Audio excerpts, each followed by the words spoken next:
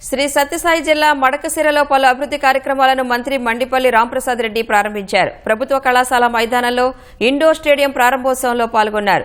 Badminton, carroms ఆడి క్రీడాకారులను ఉత్సాహపరిచారు. అనంతరం Madakasira RTC డిపోకు చెందిన 2 నూతన బస్సులను ప్రారంభించారు. అంబేద్కర్, బాబు జగ్జీవన్ రామ్ విగ్రహాల ఏర్పాటుకు భూమి పూజ చేశారు.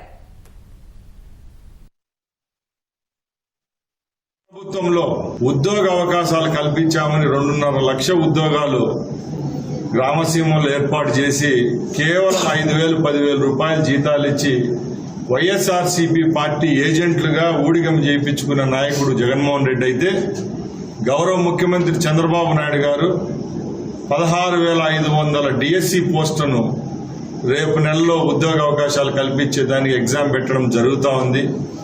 రేపు 2వ తారీఖున గౌరవ ప్రధానమంత్రి నరేంద్ర మోడీ గారు కూడా మరొకసారి అమరావతికి వచ్చి ఎక్కడైతే అవహేళన చేశారో, అమరావతి లేదు భ్రమరావతి అని చెప్పిన నాయకులు ప్రతి ఒక్కరికి చెంపపెట్టుగా మరొక్కసారి సుమారు 50,000 కోట్ల రూపాయలతో అమరావతి అభివృద్ధి కార్యక్రమాలు చేపడుతున్నాం.